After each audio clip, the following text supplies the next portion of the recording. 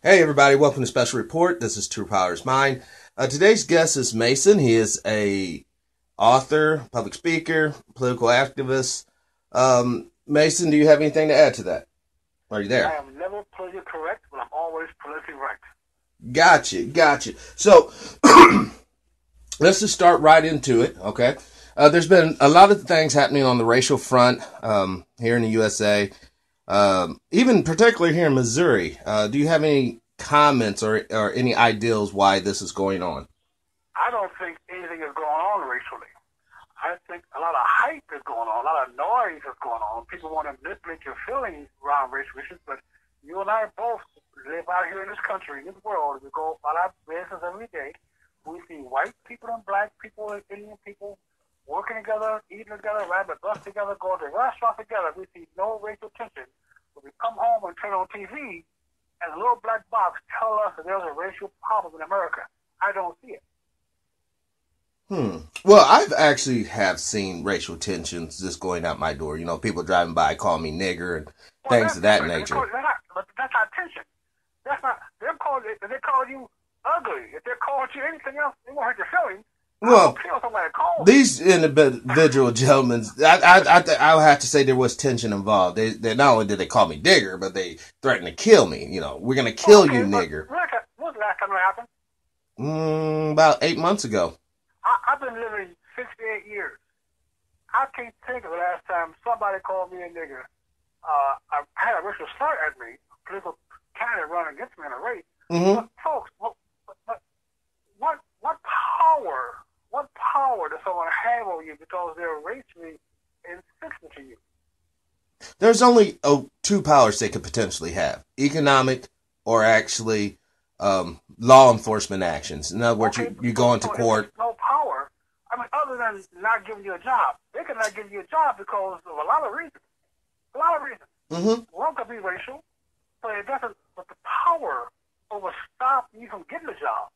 Maybe not that job, but the power. There's nothing to stop you, nothing to dissuade you from getting up, going to work, working hard. What overcoming racial tension is hard work. Working hard makes you the most valuable person on the application. They can get a job. Well, you know, it's been argued that all the slaves on plantation had a job, and one could argue 100%. they certainly worked hard, and you know, I don't know if it worked out too well for them. Well, they didn't work hard. They served hard. But now you don't have anybody that you're serving. There's nobody whooping you behind to take cotton for them. So it's the product of your work. The product of you get up in the morning and go out doing something, that's a free will gesture. No one is beating you behind with a whip saying you got to go to work in the morning at 4 o'clock. Ain't no 4-day, after-day stuff for us. Different. The plantation, you were captive. You were a captive citizen.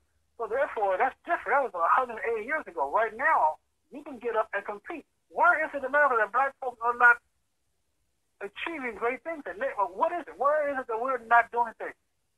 Well, on past shows, we went in on the economics of this thing. You know, the banking, the banking. Poor inner city schools that train us to be gang members. Right. We don't compete. Our kids don't learn anything because we don't encourage them in the community to do so. So when they graduate, you're right, they can't compete with other kids who prepare themselves. It's not because of race. Because those inner city schools primarily are controlled by black people. And white females. A lot of white teachers are in inner city schools. And a lot of them are underqualified. And that goes back to the systemic racial thing. There are no schools that are qualified to teach your kids. You better do that home. Well, but see, that goes back to what we talked about first, basically, about people going to work. If people work at 80, 70, 50, 60 hours a week, and just being honest, it's a little hard for them to come back and give the child the extra training it may need. You got dudes at home that don't work, and the kids still on the street. They got to do how many hours you work. No, I'm specifically talking to the ones that are working, the working poor. Because those people honestly don't listen to this show. The little deadbeat slackers, they don't. Usually they're young. They just start in the workplace. Poverty is not generational. Well, it wasn't meant to be generational. Poverty is situational. If you're an 18-year-old high school dropout, you're going to start off in poverty. If you're a college student, you're going to start off in poverty, working at a restaurant somewhere after you graduate. But usually it doesn't last for a generation. It lasts for a couple of years. Poverty is made to be just temporary. It should be. But we all too often now, we do see a systemic factor that also go hand in hand with the single mom, the welfare state, and then law enforcement. You saying don't be a single mom first. And secondly, the welfare situation in today's economy, being on welfare is a choice. It's basically a zero unemployment rate in America now. Everybody wants to find a job now. But we understand why it's a zero. Let's be honest. The only reason why it's zero unemployment because a lot of people falling out of the work search. That was 3 years ago, brother. No, that was 3 years ago. We actually have new jobs now. We have companies coming back overseas. Apple brought $330 billion back to America, and they paid $38 billion in taxes to do so, and they're hiring 20,000 people. You have the pipeline from Canada coming through now, 20,000 jobs. We're now the major oil producing country in the world with thousands of jobs. These are new jobs that are available. People want to work. But they're even changing the rules now for truck drivers. You couldn't drive across state lines. You were 18. But now they got so many job openings for truck drivers. They are actually now changing the law so the 18-year-old high school dropout can drive a truck and make $80,000 a year. Because the shortage. But to speak on the oil thing, okay. Do you find it odd that, as you said, we are the number one producers of oil in the world, so why are we still importing oil from Saudi Arabia? Great question. The reason why is that Congress years ago passed a law that we can only sell oil domestically and could not sell overseas. And so that has to change, and we're trying to get a strong enough Congress to change that. You're absolutely correct. If we can go to Russia and say you're no longer going to blackmail Europe or we sell the oil itself, go to Saudi Arabia and say you're not going to blackmail the Middle East anymore, or OPEC and say keep the oil and drink it, we will take control over the oil industry. If Congress passes a law to allow American oil producers to sell overseas, we will dominate the world. I did not know. I mean, I find it really odd that in this day and age, we are still even tied to oil as much as we are with, renewable energy such as solar, geo, or even hydrogen fuel cells. I mean, and that's another. Well, there's a company in La Jolla, California, General Atomics, and they have developed, I said with the CEO and talked to him, they have developed a technique to take nuclear waste and turn it into clean energy. So now you don't have to worry about stacking the nuclear waste up in the mountains in Nevada. You can now use that to fuel. You go into the deepest part of Africa with no electricity and produce quality, cheap energy. This guy is big enough, $16 billion company. He's big enough to take this thing to market. Wait, what's the name of the company again? General Atomics. General Atomics. Now that's something that we should support and get behind. $900 million to a university in North Carolina to study fusion. That's making the energy of the sun. If he develops that, brother, you could put water in your gas tank and drive all day. If he develops that, it will change the whole world. Absolutely, but I just see the same old, dare I say, suspects hindering that from the masses, meaning big oil, big coal. It's like a cure for cancer. People say they're keeping the cure away. If you discovered cancer, you will be a trillionaire. Who could keep you from taking that to the market? If you had a cancer cure, brother, there's not enough money in the world to keep you taking that. They couldn't pay you enough money. So what happens, they can regulate you. They can regulate you if you're not taking your product to the market. The government can put a hindrance on your development and research and application. Mm-hmm. But right now, in this atmosphere right now, we're doing less regulation. We're freeing up companies to be competitive and to be experimental. So you see a lot more things are coming out. Right now, 5G is, why do you think 5G is coming out now? They've had 5G, man, for years. But it's coming out now because now the regulations, the restrictions on you doing things are gone. Next year, brother, you're not going to be in a whole new world online with 5G coming out. But now 5G, there are some health consequences. That's what the regulation was all about. No, they said the same thing about 4G. They said that you use a cell phone, you get brain cancer. It's always fear, man. All they can do is fear us. Right, and we talked about that on the show, that this country, this world is run on fear. Well, you know what fear does? If you wake up at 2 o'clock in the morning and go down your hallway in your pajamas and your nightcap on, get a glass of water, and you hear a noise. You're a big old bad dude. Well, what do? You stop. You freeze. Fear makes you stop where you are. And even when you figure out what it is, you're going to go at it. But the first thing you do in fear is stop. They want you to freeze where you are. So you watch TV, and all they do is tell you about the crime and the grime and the health problems and the accidents and the killing and the murder. They want you to be so afraid you don't even go outside. You sit there and let them tell you how to think, how to react, how to raise your kids, how to honor your God. They try their best to keep you in fear. That's the only... You all see on TV is activism and protesting and demanding and people banging on the people windows and doors. That's all they can do. Well, because you have all the power. You got true power. Don't count it, bro.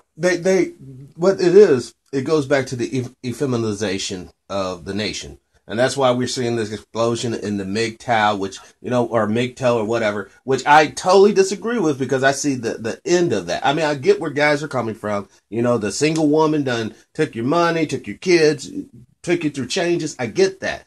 But we should never deviate from the role of the man and a woman working together to raise these families out here. Neither sex can do it by themselves. Well, yeah, but we don't want to raise a family. We want the government to raise a family for us because we want to go to work. We want to have things. We want to have products. So in the 60s, women left the family. It became a negative thing to be a housemaker and a mother, stay-at-home mother. They went to work. And what happened when they went to work, those of us old enough to remember, when women went to work, they had more income for the family. So what they do, the family got in more debt.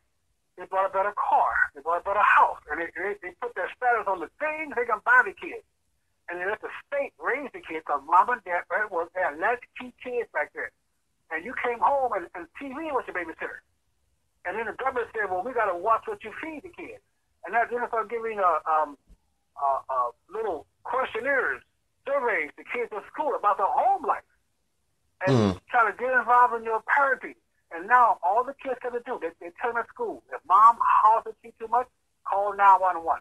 If dad spanks you, call 911. If they're angry at you because of bad grades, call 911. Because the government is now the parent. And you don't think that the government is the parent of your children. You don't think the government controls your child. You try to be less than a perfect parent, and your government will come and knock on your door and take their children from you without a judge, without a court order, and you have to go to court and beg your kids back because the government now owns your children. Just like they own your land. They own your car. I don't mind taxes. I can pay. I can vote on that. I can cast my vote on my taxes.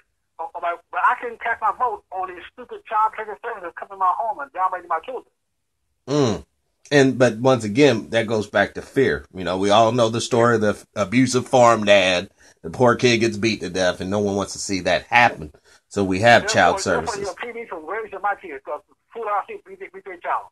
The cop that comes to your house started beating his kids too. It don't matter. It doesn't matter. They want you to respect the power and authority of government. That's why your Christian behavior, your Christian beliefs are cast aside. You cannot dare bring your Christian belief in government.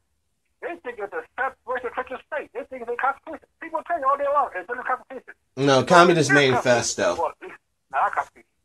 It's just a Marxist Communist Manifesto about their and all that. But the thing about that though is we got to understand that as we move farther down this road, and we've talked about so many times, there has to be a separation between the spiritual side of the human and this political side. Because they can get you not thinking about God and in a state of fear, then they can take away all your rights. How can you separate the spiritual side from anything?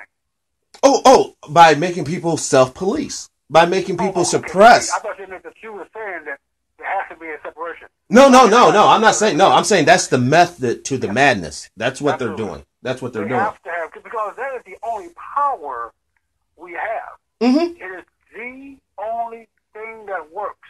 And so they want you to think that voodoo, hoodoo, YouTube, all that. They want you to think that if you got the world peace and hugging a tree, everything else will work, but don't go to that spiritual thing, because that will actually really work. Right. And because of the fact that, look, the high priest, unfortunately, has been replaced by the chief scientist. You know, so many people. They worship science.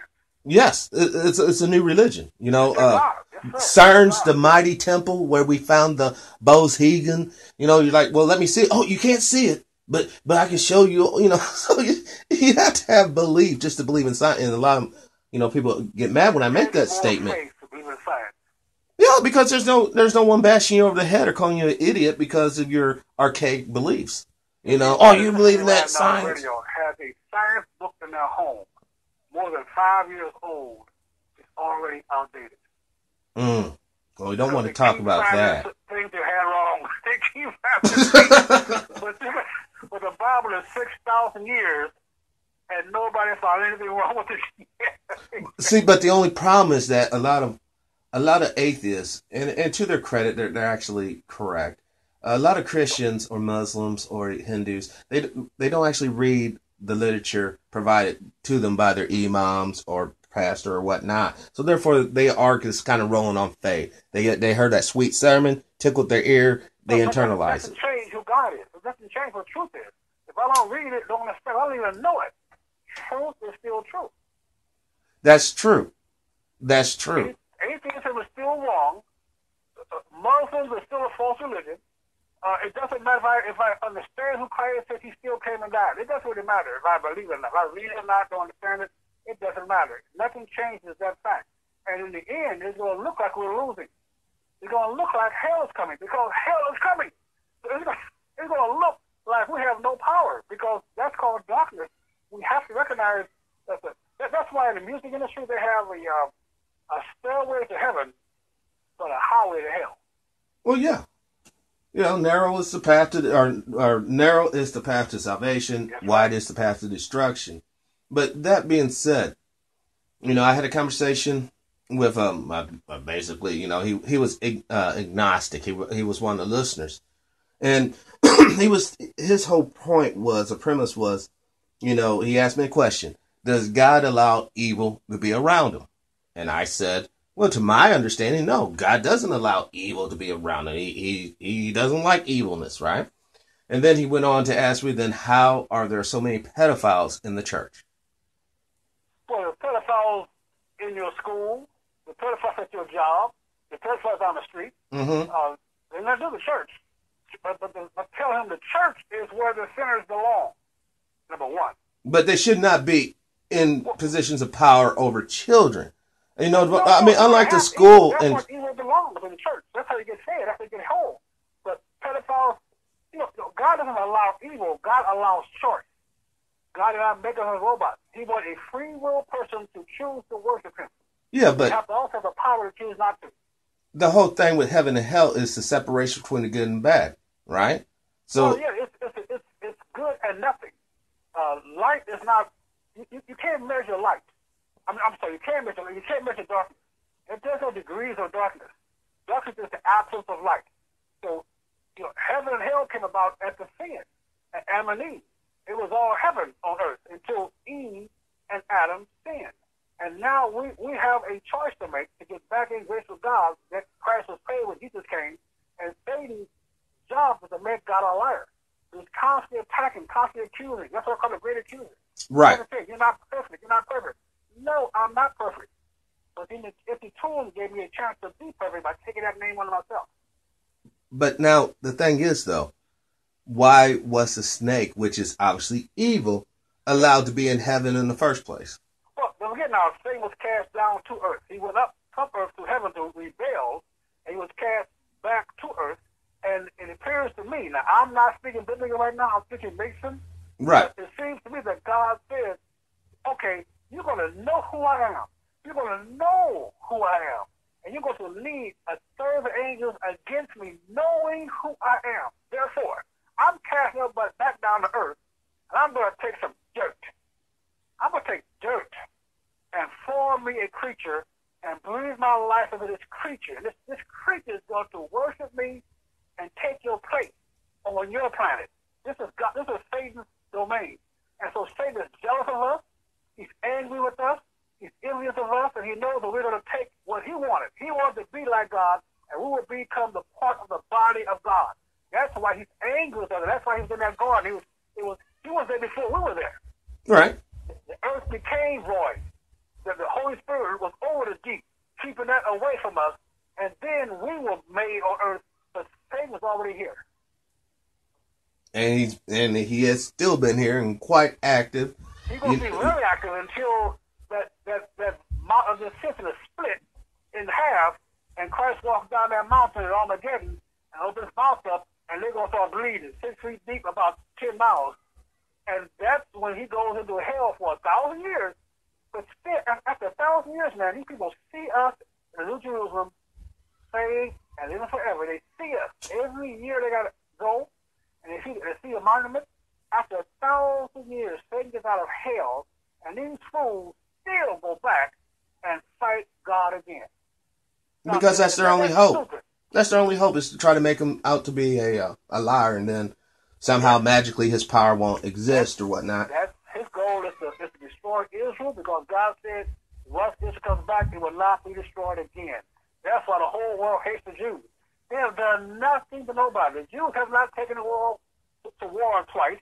The Jews have not attacked us at Pearl Harbor. The Jews have not done anything but survive in every country for 2,000 years, not any language, any culture, any heritage, and they came back together. Those dry bones came back together in 1948.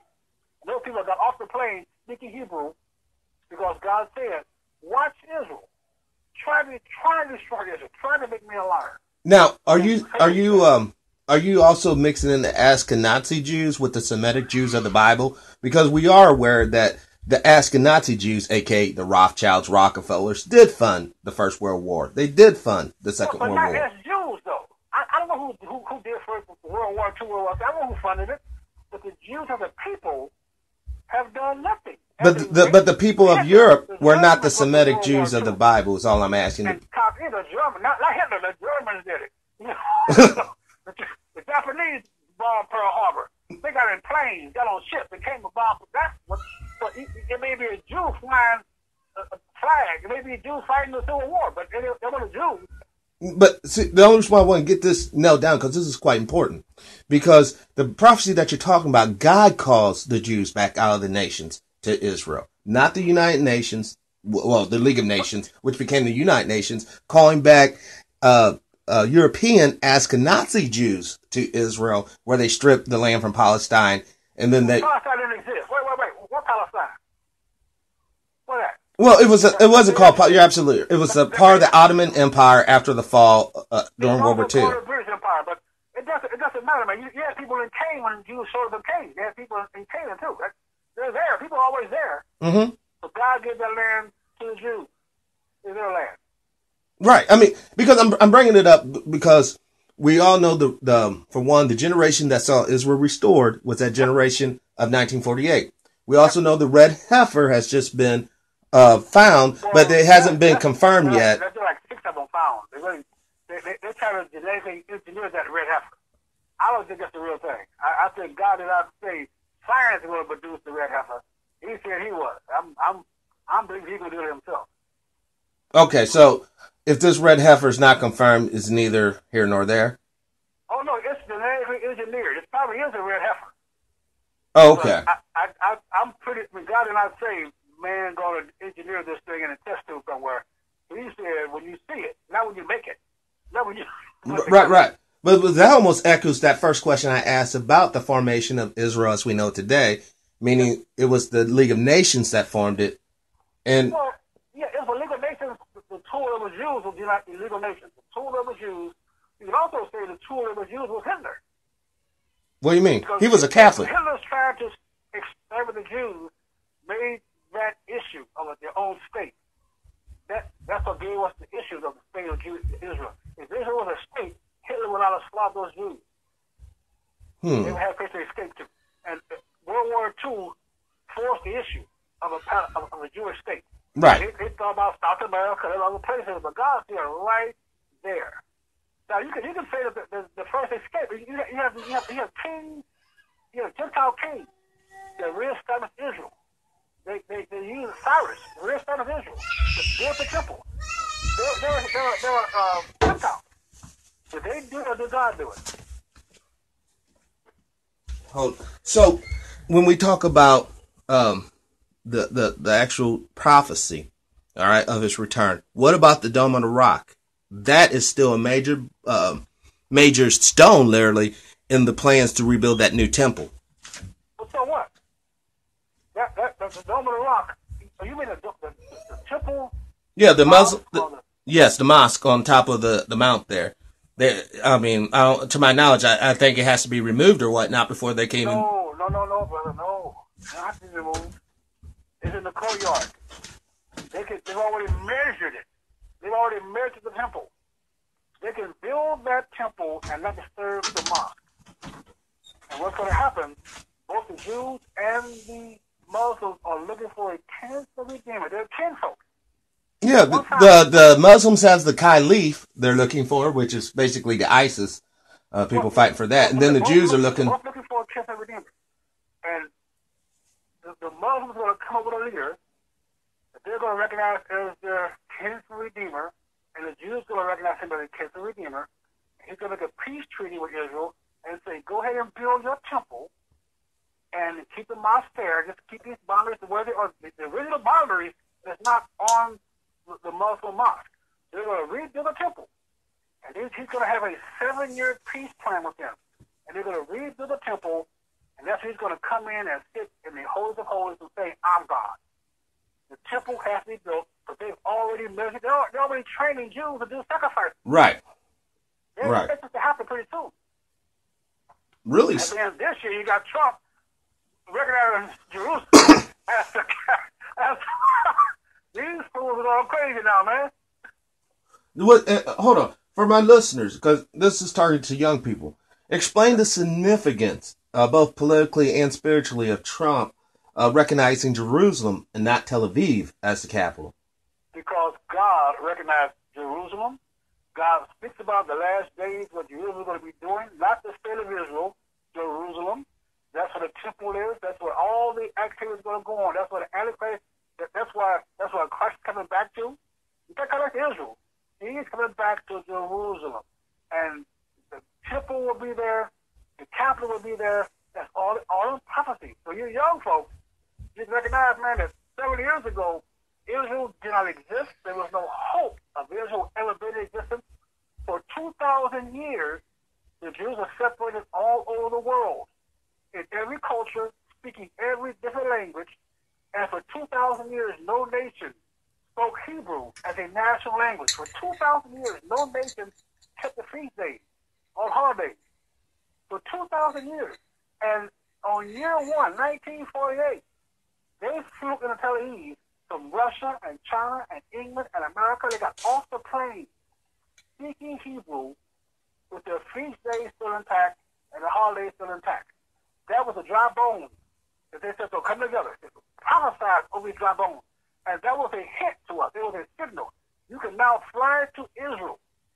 And it was said in the scripture, once you see Israel there, that is a countdown, buddy. It's countdown time. That's why the Jews and the Arabs will never get together until the Prince of Peace comes.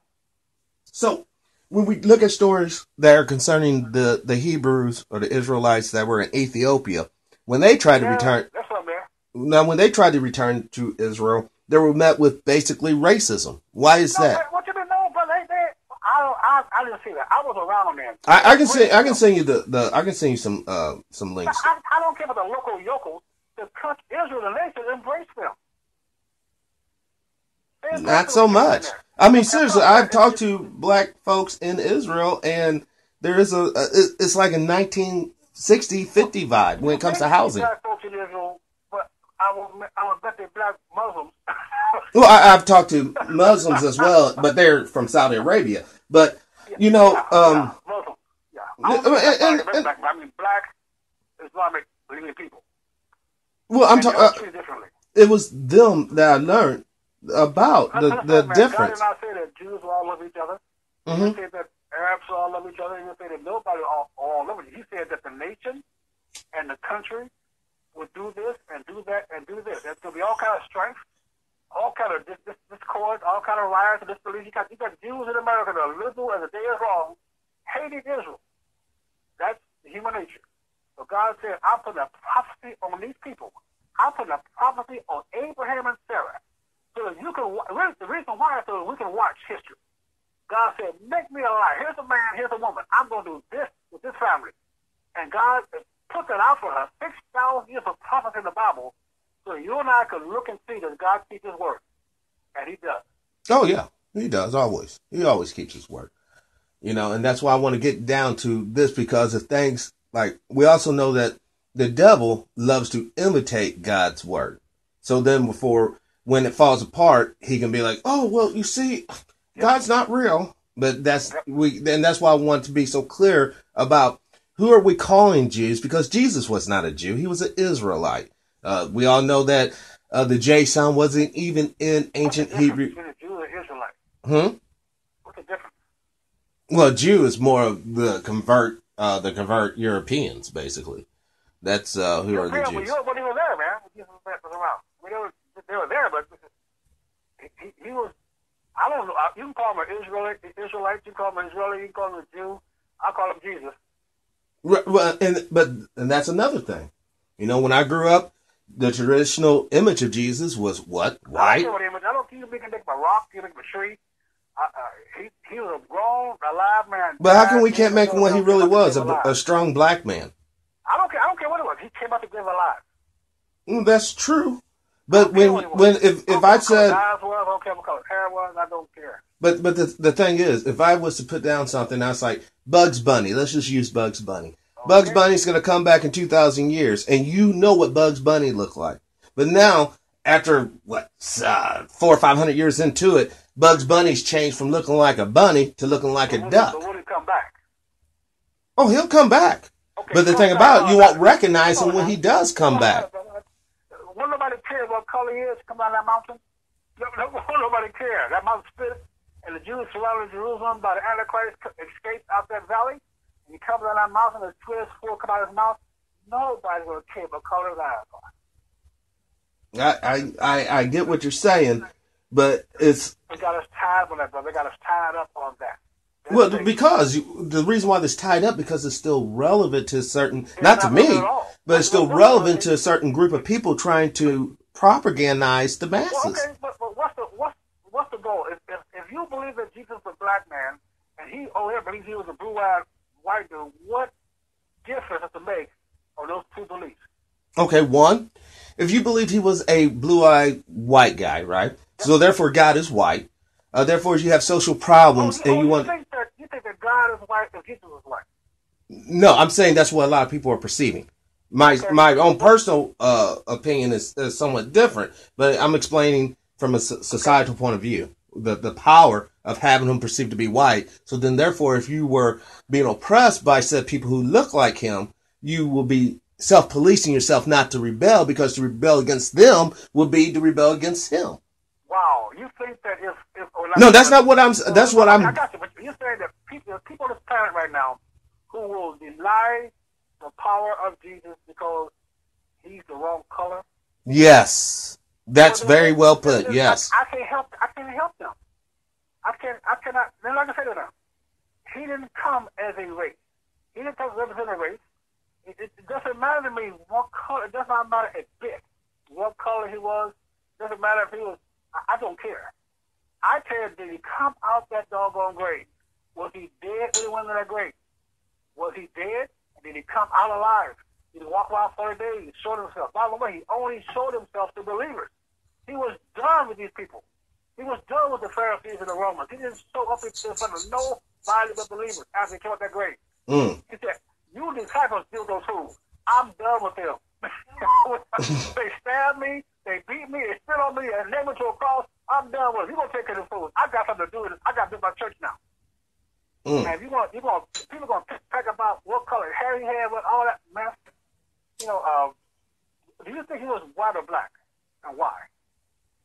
I know you're doing the interview. Well, the reason why I know him to be black is because, for one, you can't live in that region of the planet and not have so much as a suntan. Also, we also know that... Well, this is 3,000 years into it. Honestly, the people who are living here in Missouri are not the same people who lived here 3,000 years ago. We don't look, just like the little politician chick. I'm a Cherokee. Where did Abraham come from? Abraham came from and this is no. Abraham came from directly. We all did, but Adam and Eve. I mean, what country did he come from when he came to Israel? Oh, he came from like Babylon, basically Iran. Yeah, Iran. So are they black in Iran? Nowadays, no, they're tan. If you look at the artifacts, you look at King Tut. Mm-hmm. You know, you look. I just don't. Right now, the Jews are not black. The Jews all over the world, because they went north, and they didn't need that dark skin to keep up that fur off of them. So they're all different colors now, all different shades now. When Christ walked around, they had a dynasty in China. They were all Chinese. They had the Aztecs were ruling South America with temples. All of them going at the same time. It's a trick for us to look at and see a color or a race in the death and resurrection of Christ. You're losing the message. The message is he really was born of a virgin. He really suffered and died. He was really in that grave 3 full days and 3 full nights. He came out the grave and showed himself alive for 40 days. Mm-hmm. And he led also dead folks out the grave with him, who went to the relatives, said the same thing. Hey, I was dead. You buried me. I'm back. That was a real historical event. And therefore, his promise to come back to us is real, and it's based on your belief in that death and resurrection, not his color, gender, height, or eye color. I understand what you're saying. That's what the Bible says. I don't say that. No, I mean what you're saying through using the Bible, but all that did was basically reaffirm that he was black. By you saying, but why does it matter, brother? Because we're dealing with truth here. Either we're gonna have the truth or we're gonna have half truths. Your kids are watching in that house right now, and a fireman comes. He could be the head of the clan, brother. You would not care. It doesn't matter if he's rescued. But it does matter. It doesn't matter. It actually does matter, because that same guy that's the head of the clan, sure, he may save you from the fire, but then when he lynches you a few months down the road because he is the head of the clan. Don't rescue me because you're a racist clan. You're not going to say that. No, I'm not. I'm saying, but it still matters. Whether what we're talking about is a good man doing a good, or bad man doing a good deed versus a good man doing a bad deed. I'm only talking about the deed, not what's going to happen 6 months from now down the road. I'm talking about tonight at 2 o'clock in the morning. You will not care what that fireman is putting your house fire out. Right, but I'm saying you ultimately should care, and for a couple reasons. I ain't going to the hospital with that. I'm saying that Christ came and died. You shouldn't care what color he is. He came to rescue you from hell. He came to rescue you. If you take that gift, he did not have to die. He could have lived forever. He gave his life up for you, not for himself. If you accept that gift, it's yours. And it doesn't matter what color it is. Okay. Because in the church, we don't have any color. But we gotta. I see what you're saying. It's true. Either you accept or you don't, and that's faith or belief. But now, when we're talking about religion and we're talking about how it's applied to society, I don't know what that is. I'm going to break it down for you. Because we have things in the Bible such as, the cursing of the descendants of Shem, because they saw Noah's pee-pee. So now the blacks... Wait. Do you live in Old Testament times or New Testament times? What are you talking about? Do you live in Old Testament times or do you live in New Testament times? We're still under the law. No, I'm not under the law. Everybody is. Jesus said he did not come to change the law. He said that. He did not. He also said to love me. But he also said to love me, you would follow the laws. I got you. So, yes. Either he fulfilled or he didn't. I am not. It's passed away. The old contract, the old. By the way. Well, if the old contract's passed away, then why are the Jews going to make a new temple and sacrifice? Because they don't believe that he came and died yet. So my point is, that's the whole point. The Jews never required the people they conquered to take those feast days and holidays. That was just between the Jews. And the Old Testament was just between God and the Jews. Right. The Gentiles were never told, so are you a Jew? Are you an Old Testament Jew? Or are you a New Testament saint? It's all been done. All been passed away. The only requirement you have now is to accept that resurrection. But see, now, and then there lies the problem. Because if the old passed away, then there will be no need for the Jews to make the new temple. There will be no reason for... There is, because they have not... You're right, Pat. There is no need Jews have not recognized the Christ. They don't recognize him in the second coming. They don't recognize him as he comes in the sky. They'll see him then and recognize who he is. So right now, they don't recognize that gift yet. But Mason, the problem is there is not just the Jews doing it. Apparently, God is commanding them to make the temple. Remember, because God called them back. God told them to start killing. It's not them doing it. They're just following the orders from God. About now or talking about the past? I'm talking about now. I'm talking about the reason why they're teaching the Jews to sacrifice the animal and all that. The Jews still think they're waiting for the Messiah. Mm-hmm. And so until the Messiah comes, they're supposed to be sacrificing. They're supposed to be doing these orders and everything. Those Jews who believe that are waiting for the temple. They can't do those things unless they do it in the temple. Right. That's why in 32 BC, AD, the Romans destroyed the temple. Except for the West Wall, the only thing remaining. After they build it.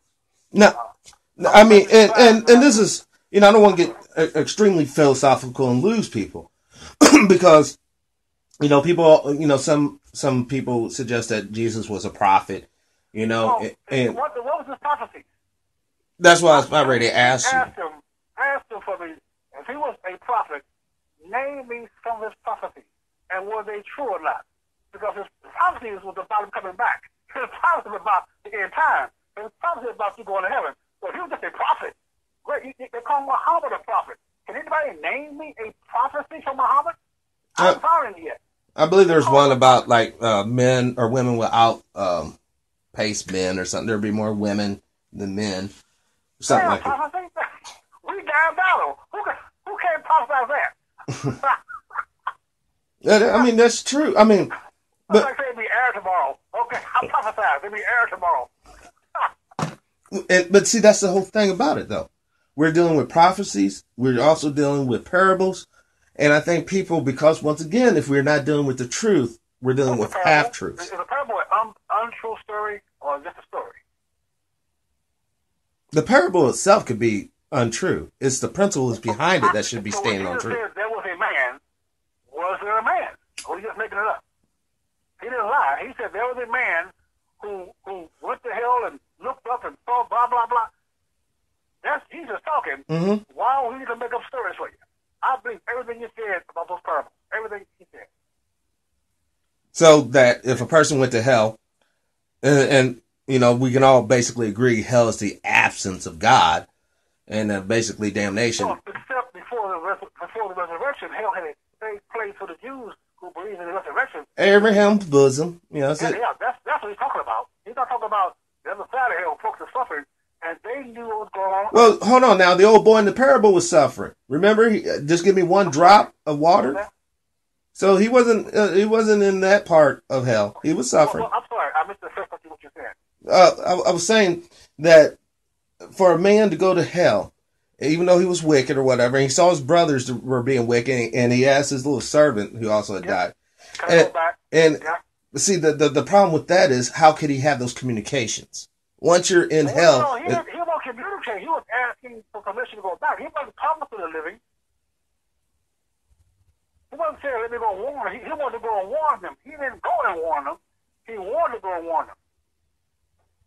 And the answer was pretty profound. They won't listen no way. Basically what he said. They won't listen no way.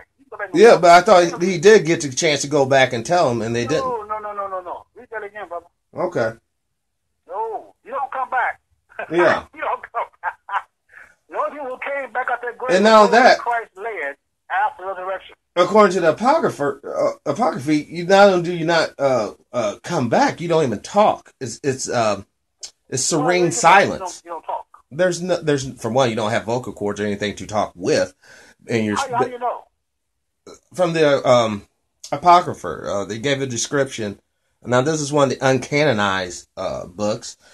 It gave a description of a judgment. Basically, there would be two mighty angels when the judgment. Talking about what's going on in hell right now. I'm talking about what's going on. Well, okay, what's going on both in hell and in a judgment of a condemned soul.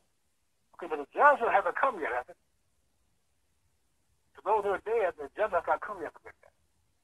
The judgment hasn't came for humanity yet. No, it has not. The judgment doesn't come until Christ comes back, and then judgment. Those who go to heaven, those who don't go to heaven, We're going to be where Christ is. Those in hell are going to be judged, but not when they die. They're waiting on that judgment, which is why Satan is so busy right now. His time is short too. Yes, time is short. Well, but when we short. He's getting more and more busy. But the New Testament, we asked that question, are you in Old Testament, New Testament? That at the resurrection, all the Old Testament requirements are gone. And we have a New Testament, a new contract with God Almighty. And one of the requirements is that we don't go back and get those old school teacher rules and put on us again. We are free of all those rules and regulations. And if you go back and put them on again, read Galatians, the whole chapter of Galatians about this, you go and read what he said about going back and trying to do any of those laws. You are not required to do all of the laws. And those laws were given to us for us to fail. It was given to us to show if we need a Savior. We could not do those 10 commandments and make it to heaven because nobody can do the 10 commandments. Right. That was the whole point. Yep, school teacher. And the thing about it is, we still ain't learned. We're not going to learn. We can't learn. We're human. We think that we are God. We think that we can be like God. We think that's what Esau was. But the faith in that act, that resurrection, that come out the grave stuff, the faith in it. We're still sinful. We still do bad things. We still have bad thoughts. But the belief that he came out that grave, that's what's going to save you. Not acting perfect, not keep all the rules, but do you believe that happened? It's easy. And then that's where we run into the whole, so a guy could kill everybody. Oh, you can almost watch it. It doesn't matter. It doesn't matter. It doesn't matter what the games they put in front of you and the chambers. It doesn't matter. Do you believe that dead man came out that grave? But man, it's it. It is simple and easy. Once you believe it, then that will cover. Then when you die, God will see Jesus standing before him and not you. That's what the deal is. He will see Jesus and not you. He say, "Come on in, my good, faithful servant. Come on in." And he won't remember none of the crap you did. And that goes back to because God is just. Oh, I want God to be merciful. If God was just, we ought to go to hell and shut up. If he was just, he gave what I deserve. So, I'd be in trouble. Because, I mean, ultimately what you're saying is almost a form of pretending. Just by believing. No, it's a form of God pretending. Like you said, when you die, instead of him seeing you, he's going to see. Well, he's not going to pretend you didn't do it. It's going to be wiped away. It's going to be gone. There you go. It will no longer be in existence. You belong to the body of Christ. So when you die, you go to the body of Christ, which is perfect. And God will see his perfect son. Your sins will be gone. You will not enter the body of Christ. Your sin will stop at your death. And you will enter Christ with no hunger, no pain, no anxiety, no regret. You'll be mad at nobody. You're part of the body of Christ. You're going to rule the universe. And it's not going to be associated with what you did. It's a little wink of a second on this planet. Because in eternity, this is a snap. This is an eye wink. Now, in speaking of ruling the universe, now would that be because when we talk about rule, it has to be some sort of form of government. Will this be a communist form? No, only with man. But I'm talking about in the heaven, as above, so too below. In heaven. You got a king. So this is going to be a monarch. So it'll be a monarchy. Yes, it's going to be a king. It's going to be a ruler. It's going to be God Almighty. Right. But, I mean, and then there's different levels of heaven, obviously. Where is that at? Well, when Jesus was on the cross, God went to the highest part of heaven. It's still heaven. It's all like saying the mountain and the valley. It's still the planet. Well, yeah, it's still the planet, absolutely. But would you rather live on a mountain or would you rather live down the valley where it's nice and level? In my human body, I like mountains. Some like the valley, some like the beach. But in my spiritual body, I will not care. I'm going to be part of the body of Christ. I'm going to be part of the body. I'm not going to be in the city with him. I'm not going to be in the community with him. I'm going to be part of the body of Christ. That's what the Bible says. Right, but when we talk about, and that's why I want to bring in the governmental aspect so we all can get a grasp of this thing.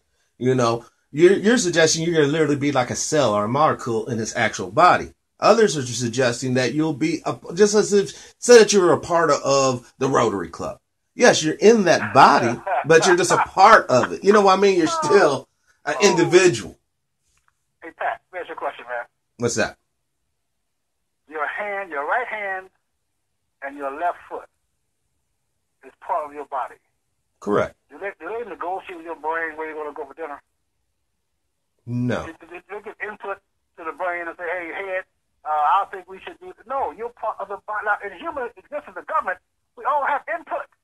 The Rotary elects the president. Right. You know, but in the spiritual realm, you are part of the body. The head is Christ, and the head don't negotiate with the toe what they're going to do, and you better get along. Same thing with the denominations nowadays. Denominations, they're just parts of the body, separate parts of the body. So Baptists don't like Methodists because they got to deal with baptizing. It's a part of the body. Your hand is a different tool than your feet. And they don't work together except what your mind says do. Get in the car, put the feet in the gas, put the hand on the steering wheel. That gets you where you want to, where the mind wants to go, not the body. You have to negotiate with yourself. No. And then that opens up a whole new can of worms. I like worms. I got a pond in my backyard. I like worms. That's the only worms I can get. Hold up to it, brother.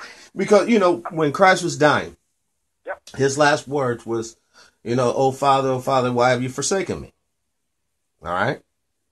We all know. His last words was, it is finished.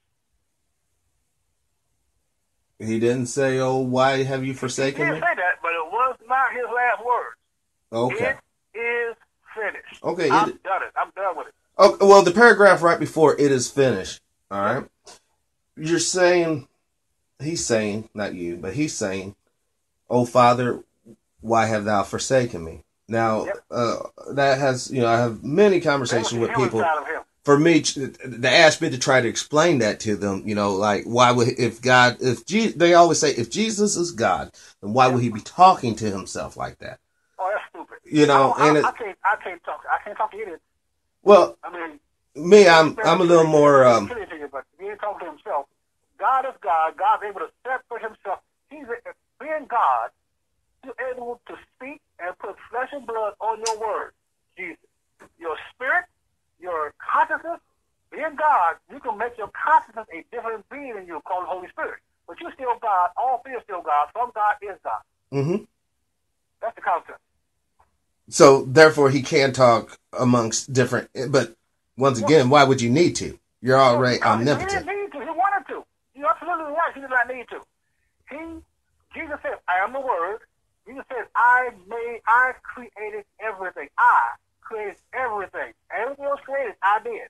So how can you have Jesus first and then creation? He was before creation. The Word made, in the beginning God said. In the beginning God said. In the beginning God said. Jesus is the Word of God. There's no conflict there. And then in John, he put flesh and blood on his word, and he walked among us. He put flesh and blood on his word. And Jesus came as the word of God, saying what God wanted him to say. So therefore, at the human side of him, when that cross there, why are you forsaking me? Because God had to leave him. To get the full hurt of what the sin was doing. And that's why it became dark in the middle of the day. It became dark because all the sins of the world collapsed around Jerusalem and that cross. There was so much sin coming down, it became dark. And Jesus had to say, why did you forsake me? But before he had that cup, and he said, take this from me, unless there's no other way, then your will be done. And he went to the cross as a sacrificial lamb, and he sacrificed his blood on that cross, like the Passover and the Jews in Egypt, is to put that blood of the lamb on their door frame. Christ put his blood on the frame of that cross. And that was the reason why he did it as his sacrificial lamb. And that's why the last thing he said was, it is finished. Which means, Satan, you're lost. So, Satan, Eve, you got Eve, and I promise you, her son will step on your head. I won this. So now, all my Catholic friends are going to be in an uproar. So, because you just said basically right there that being a nun and being a priest and taking the vow of celibacy is absolutely pointless. Well, not unless you, I think a person who takes a vow of celibacy already won one anyway. Yeah. I'm just saying. You have to already be in that mindset anyway. You can't just say one day, you try for a week, brother. I'm going. You're a better man than me. Don't lie to yourself. You want to tell yourself that. Don't forget, on the natural side, of human beings or creatures, alive creatures, every living creature, the most base purpose is to reproduce. Right. Every creature. You look at your window, man, everything is trying to live to reproduce. Yes. And they are running around. You got leaves falling down. You got nuts off the trees falling down. You got animals chasing each other on the ground. You got everywhere you look, you see it. That's man's desire to reproduce. And Satan uses that because the real desire God wants for us is to worship him. And that base natural instinct is to worship your body. Now, one last thing. I mean, we're almost rolling on an hour here, but this is very important. Biblically. Now, and everyone knows on the show, my enemies know I am pro-life. I'm totally anti-abortion, pro having that baby. Yep. Is there any spiritual or religious reasons to have abortion? To have an abortion? Yes. I think you always got a right to self-defense. If that pregnancy cost you your life, I believe you probably have an option to save your life. God said he knew you while you're in the womb. So he knows you. And so you can throw that away and make it birth control or comfort or care. So most people don't do that for comfort or convenience. They do it because they don't want a child. And that's the way they try to hide themselves. We have to start really speaking in terms of forgiveness, because that woman can't help but feel something. And she has to support other women by saying, you don't want to feel that. There's no words to describe what that feeling is. What? No word to describe murder? Don't let another woman feel that. Like speaking out on this, the horrors of what you've done, and then you have to say it's okay. It's okay. It's all right. It's okay. No, it's not. Yeah, I went to Hawaii, man. Come back from Vietnam. Went to Hawaii. My buddies and I were excited about going to Hawaii, and went down to Waikiki Beach. It was expensive. It was dirty. It was crowded. You couldn't do anything. You didn't have no money. And everybody got that boat going back to America, going back to stateside. They started talking about, oh, man, we had a great time on Hawaii. No, you did not. You just trying to pretend like you had, for everybody's sake, Hawaii was horrible. It was not going to run back a few years later, but it was horrible. You have to admit the horror of that. Yes.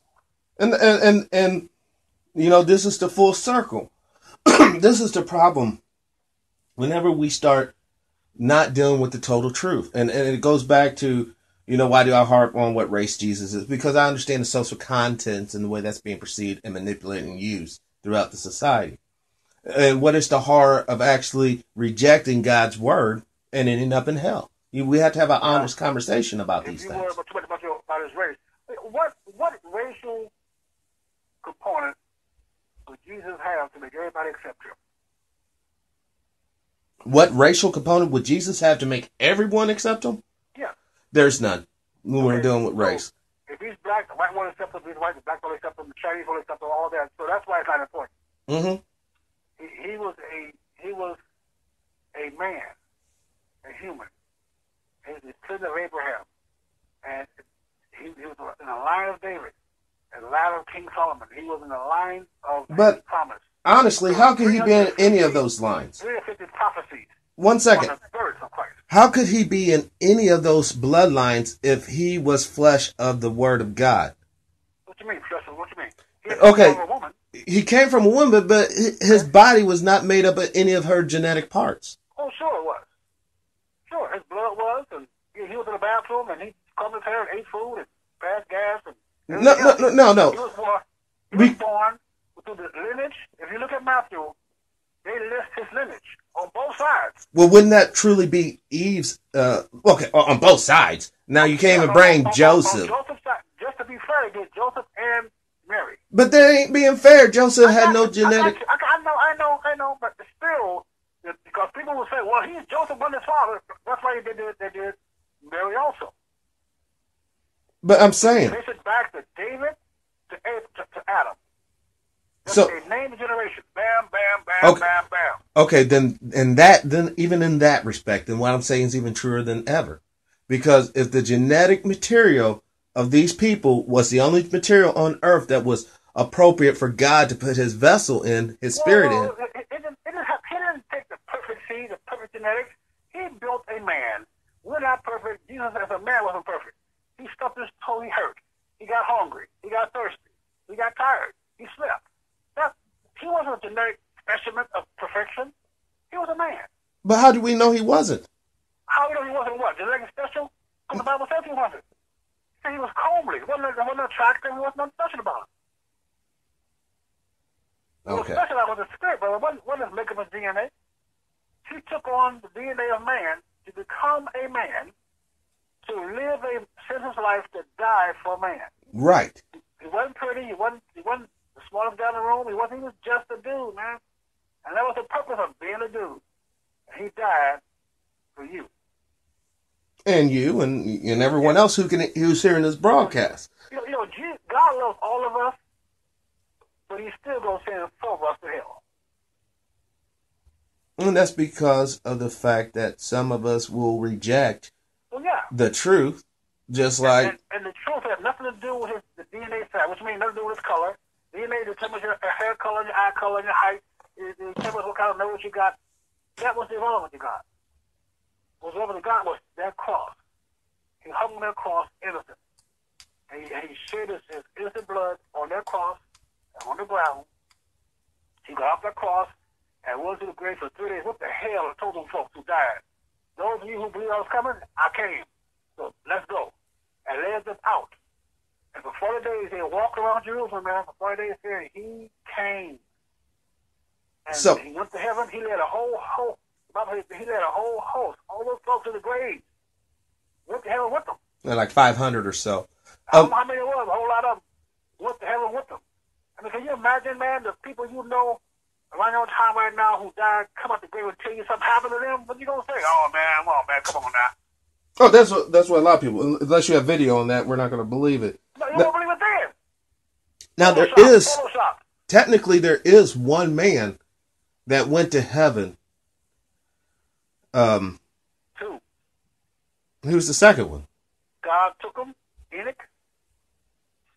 Enoch, and then I was thinking of oh my God, the one that he said, "This is you're my friend." He basically called the man. No, not he's. I know you're talking about. But he went to. And they're going to come back and die, by the way. Well, those are the two basically not watchers, but witnesses. The two witnesses. And lay there for 3 days and get up and go about their business. Now, but see, that's like I said. I've been talking to a lot of interesting people, and I couldn't explain it to because it's kind of stumped me. How could Jesus says the only way to the Father is through Him. I'm sorry, what was that? You said what? Jesus said the only way to the Father is through Him. All right? But these two fellers, though, Jesus wasn't even born yet, but they went right to the Father. No, they didn't. Oh, you mean the two prophets, you mean? Yeah. They went to heaven. I don't know. They went to the Father. Well, you kind of got to be cool with the Father to get into heaven, though. Well, yes, that's true. You got to be cool with me to get to my home, but I got to be there when you get there. Well, that's true. But then I don't know if he went to the Father or not. And if he did, so what? I mean, they're going to have to die. They got to die to get to the But neither one of those two gentlemen are dead. To part of the body of Christ. Right, to get into the body of Christ. Yeah, the angels are astounded on that fact. They're not part of the body of Christ. They're astounded at what God will do for us. So the word says. They're in awe. Astounded. They are amazed at what God is doing for lowly man, the Bible says. They are amazed at what God has in store for lowly man. And it says you cannot even comprehend. You're not intelligent enough to comprehend what that is. It's called the body of Christ. And then that opens up the whole thing to why Satan is really pissed. He's pissed because that was his. He was the thought leader. This was his domain. Mm-hmm. And we're right there. It's like if you got that home you live in right now, and somebody puts another person in your home, they're gonna take over your home. There's a battle going on there, brother. Oh yeah, yeah.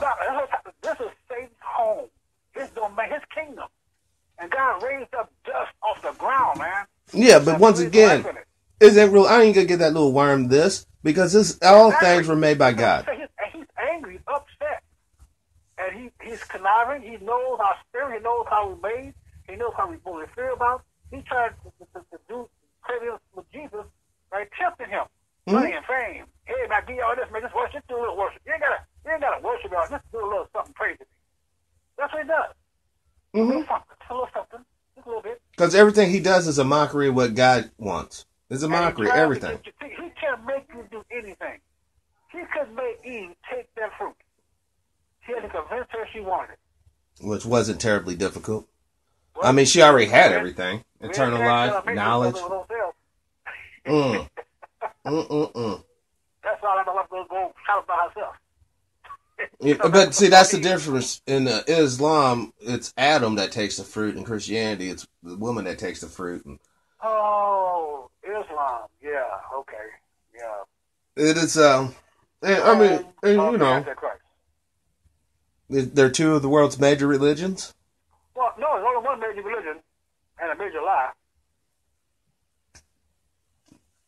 But we have to understand that. I can understand them. I can understand them. I already know them. I don't have to know anything about them. I know the Word of God. I know the Antichrist will come from them. I know the family feud between the sons of Abraham, Hagar's kids and Sarah's kids. They're fighting over their father's inheritance. They're going to fight until the King of Kings come back and solve the problem. And they hate what you love and love what you hate. But see, that's... What kind of culture does it take for you to praise your son who sticks a stick of dynamite in his pants and go into a restaurant and blows himself up and you praise him for that? What kind of culture? What kind of people is that? This is what we're fighting. It's not a fight of civilization. It's a fight for civilization. And it's not a major religion against a major religion. It is religion against falsehood. Against sorcery. Yes. So therefore, I'm required to love them, but I'm not required to be the key to my house. Because you have both sides. Christianity. Well, you know, a lot. You know, if you talk to Islamic people, have a conversation with them, they will tell you that Islam's the only religion. Why would I do that? I mean, I do it because I have a show and I want to get all the I got a show too, but the different perspectives in. You know, and my whole thing is about. Cast your pearls before swine. What's that? The Bible says, "Don't cast your pearls before swine." Well, I have no pearls, and I certainly don't talk to pigs, so I think I should be okay. It didn't really mean pigs. It didn't really mean pearls. It means the pearls are the truth. The truth that you have a pearl. Yeah, but think about it, though. If people are ignorant of the truth, how do they get the truth without you talking to them? Well, it's easy. No, you answer everyone that has a legitimate question. Jesus did not answer every question. He answered, he called it casting your pearls before swine. If someone comes to you, a Muslim comes to you with a question, a legitimate question, you answer. Mm-hmm. So those questions is a charge against your religion. You ain't let me say that, fool. You're required to walk away. You're required to walk away. Yesterday I was at dinner with my wife. I broke up a conversation with this dude. He was a thug. He got a thug. Pants sagging, hat sideways. And we had a conversation. I asked him, I said, man, you play football. I asked him about the kneeling down of the players. And he had questions. And I thought, I answered his question. He was a thug. But I asked his question. The dude said, I never thought about that. I never thought about that. I was able to reach him. He shook my hand. He said, I never thought. I said, man, you never thought. You just failed. You can't think of being a slave. Now, I can ask this, but another dude that want to holler and shout and talk about how racist white folks and all that, I can't talk to him. I can talk to a Muslim if he got a question. Mm-hmm. So, I mean, what did you tell him pertaining to the kneeling? He's a jack in the box, an employee, a jack in the box. And I'm saying, can you protest here? And he said, well, I have a right to protest. I said, you have a right to protest your government, not your boss. Because if you stood outside the Texas right now talking about how bad America is, I would not come in here to get a sandwich. And your boss wants me to come in here to get a sandwich. He will fly your behind. You protested here. He thought the Constitution gave him the right to protest anywhere. I said, no, the Constitution gives you a right to. The Constitution is only a restriction on the government. There are no restrictions on you. A cop has no rights as a cop. A cop only has authority. So I was talking about cops, about how a cop should stop you, not stop you, what you say to a cop. And he probably said, well, you know, there's also racism around here. I said the same thing to him I said to you. Racism has no authority. They have no power over you. I don't care if dying down the street don't like me because my... But it does. It does. It does have power. And you just said it. If the people that you're protesting against are racist, they will not come to your place of business because you're protesting is pointing out their racism. So in that respect, there's power. I'm not going to business with somebody there protesting my country either. Well, no, I'm just using the same analogy because a lot of people who are on the non-kneeling side, let's just be honest and frank, they're racist. They're white supremacists. Okay, how does that affect your life? It doesn't affect my life. But what it does do, when we point out the racism, it affects them. And then that's when they get into a hoopla about how non-racist they are. Why do I want to point out somebody's racist? What the hell has to do with anything? Why wouldn't you want to point out they're racist, though? Dude down the street don't like me because of my skin. Patrick, if a white guy down the street had a restaurant and put a sign up that said, whites only, even white people won't go in there to eat. Right. He's going to be out of business. Nobody will go eat in a restaurant. If you said, I only pick up white folks in my cab, nobody will be seen alive in that cab. Only because of the stigma attached to racism nowadays. So maybe they're just disgusted with racists. Could be that too. But it doesn't matter the motivation. A racist is a low life in this country right now. Nobody's going to follow them. Well, I'm not talking about, I'm talking about a true racist. Yes, you're absolutely right. The white guy that you see on the street, of the white clerk at the store, no, they're not racist. They're not, because they lack the economic power to actually influence people's lives. Well, so do I. You know what I'm saying? Well, you're black, so you're not racist by definition anyhow. You lack the economic... You could be bigoted. You could be hateful. I could be... But you can't be... No, I'm sorry, brother, but you do not have the power to influence white people on a social, economical level. Brother, most of my money comes from influence of white people. Right. And there's another reason why. Most of you can't my be money racist. Comes from influence of white people. Exactly. So I do have influence on white people. No. You cannot pick up the phone and, okay, I want the stock markets to go down today. Nobody can do that. There are some people who can do that. Nobody Yes. can do that, man. Yes. The Queen of England could do that. People who have, even to a certain degree, in his heyday, Donald Trump could have done that. To a certain degree. Doesn't even invest in the stock market. I'm saying he could have with the money. Like it out today, he may be able to say something, and other folks may say, "Oh, the market's going down because they said this." And those are the people. When we're talking about true racists, we're not talking about Billy Redneck in his truck. Okay, well, no, let's get it. First off, anybody could say something, and the news could make the stock market go down or go up, like Tesla did. Dude said he had investors to go public. Stock market went down. Well, dude also smoked weed on the Joe Rogan show, which made him look a little bad. What's that? Elon Musk, when he was on Joe Rogan's show, he smoked weed. Yeah, okay. But my point is that he made the stock market go down. His stock go down. People can make statements and affect the stock market, but they can't make a phone call and say, let it go down.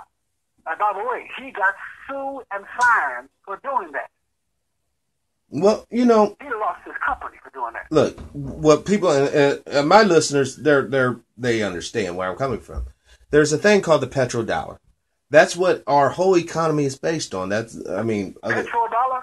Yes, basically using the U.S. dollar in international trade. It began with oil, but it basically migrated to other sectors of the economy. Now, Venezuela, as we all know, just took the United States dollar off its international reserve. So it will no longer trade in dollars. I believe they're going to the euro or maybe the BRICS people. Who is? Venezuela. Oh, yeah, I know. They're just they're a shithole South American country. I know. But the danger with that is that people don't realize before we invaded Iraq, Saddam was talking about the same thing Gaddafi was talking about. Not in the same way, obviously, but in selling his oil. They both dead. All right, and they're both dead. So what happens? The story here is, guys, whenever you start messing with the U.S. petrodollar, you're basically going to get some liberty and freedom from this world, meaning that you will end up dead. I don't understand. What's wrong with the U.S. dollar? What's relevant, because that's what what's wrong with the U.S. dollar? Oh, what's wrong with it? Okay, from my point of view, obviously being a U.S. citizen, I would be a fool to be like, oh no, don't use it. Of course use it, because I want to enjoy my standard of living. Why do other countries put their money based on the U.S. dollar? Oh, I got you. It's called the 101st Airborne Division. Yeah, that's why. I agree. That is exactly. I agree. So China wants us to use their money. The Europeans want to use their money. Build an army. Right. Or shut up. No, because I have an army. It's called the United States Air Force, Marines, Coast Guard, the reserves. I am. Basically, it's security. We are the most secure place to put your money. For now, yes, you're absolutely right. Well, if it changes, it changes. But right now, the most secure place to put your money. Well, listen. We all know the whole adage. If you was walking down the street, and I'll say this on there, or when this gets loaded, you're walking down the street, you have $100,000. You see some gangbangers this way, or and liberals this way, conservatives this way, or cops over here. Which way are you going to go? I guarantee you're not going to go towards the gangbangers. Some of us probably won't go towards the cops. And, it's the liberals, that's really sketchy. But most people most people honestly would want to go towards conservatism, because conservatism basically means you're trying to conserve what you already have. Everybody needs conservatives, including socialists. They need conservatives. They need our money.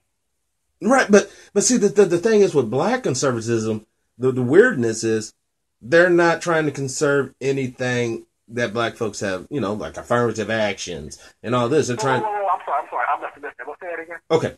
Like basically a conservative tries to conserve the laws that are on the book right now. That's their conservative beliefs. Some. Not really, but go ahead.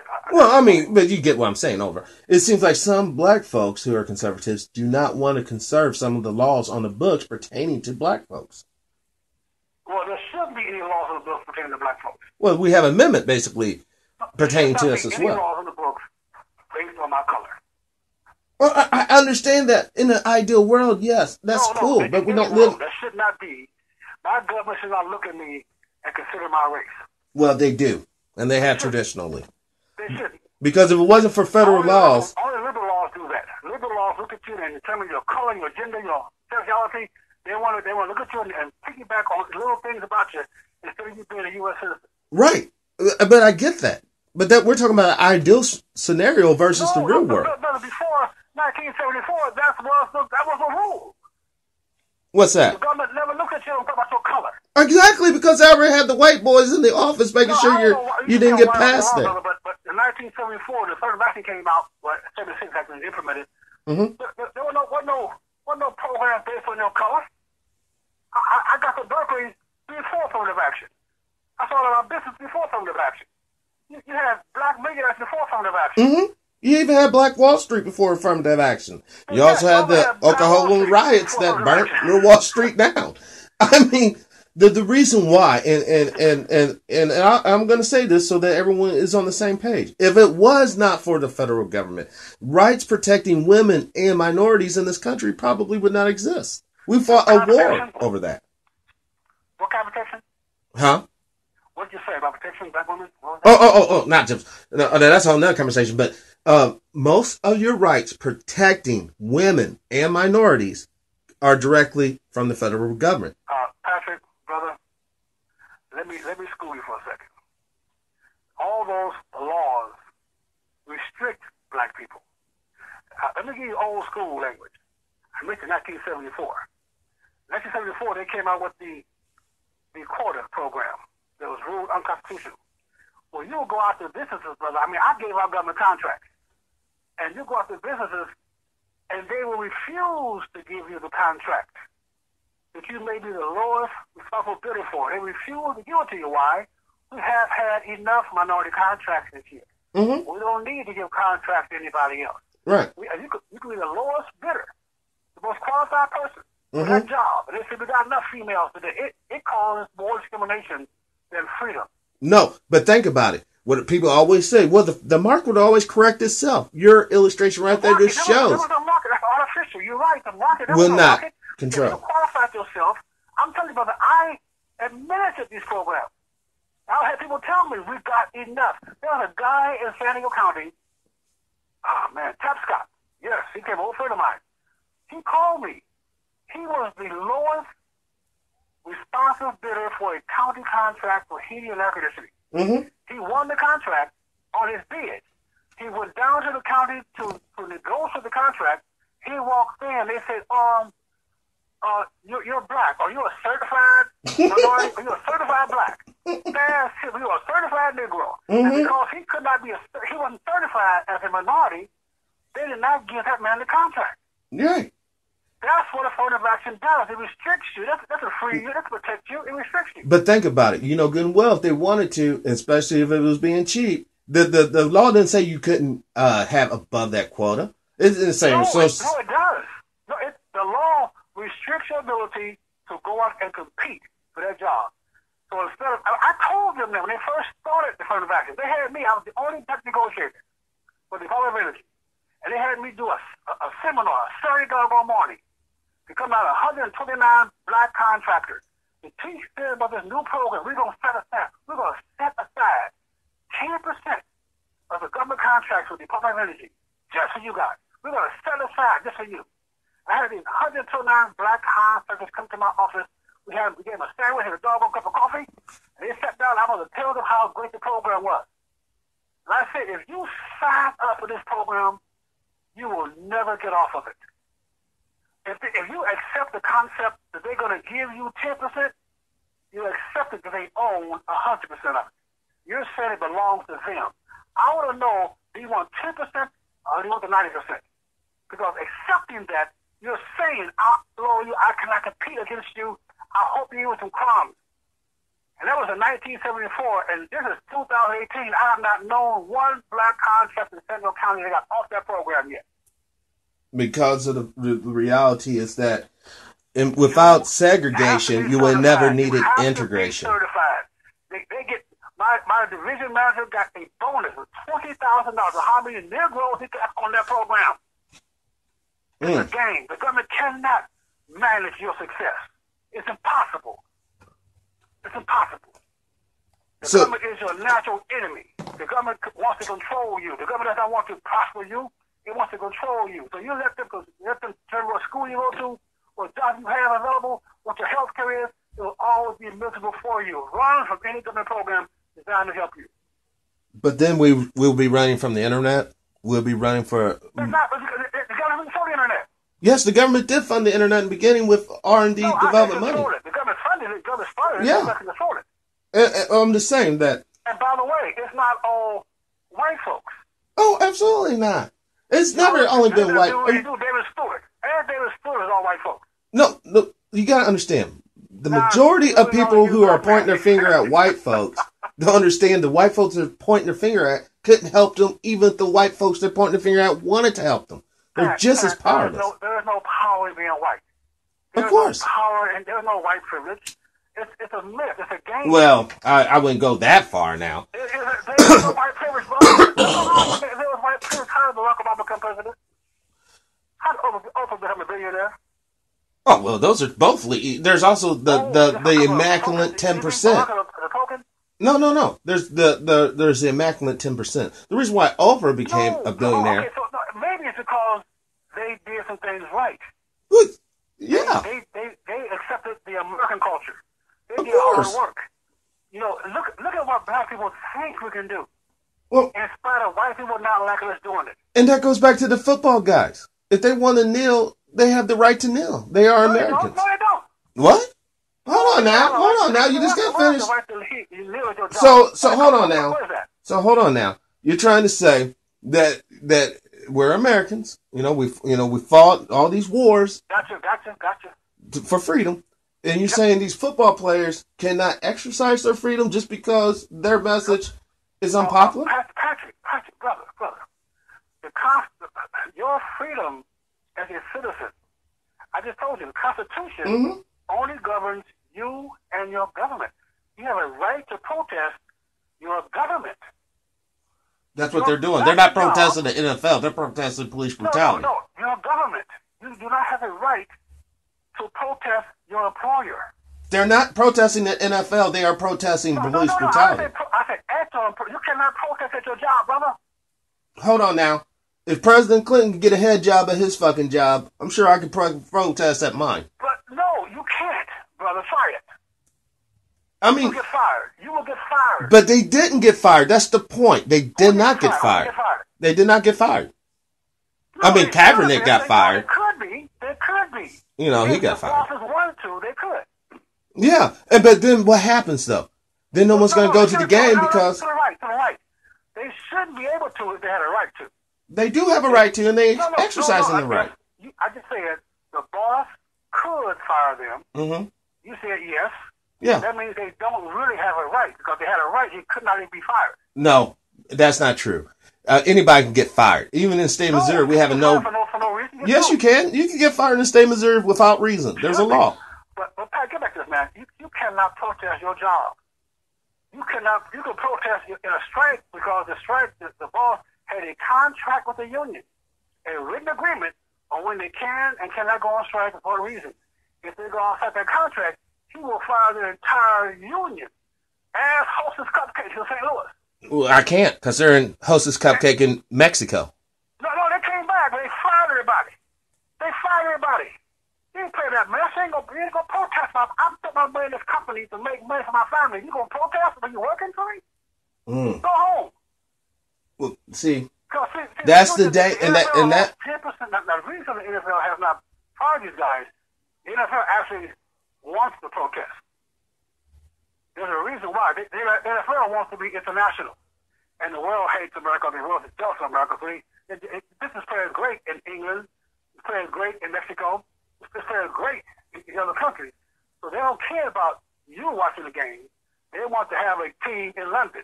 They want to have a team in Brazil. And so they're coming out and letting these guys protest. You let these fools protest something else. Let's say they want to protest conservative values and see how they get fired.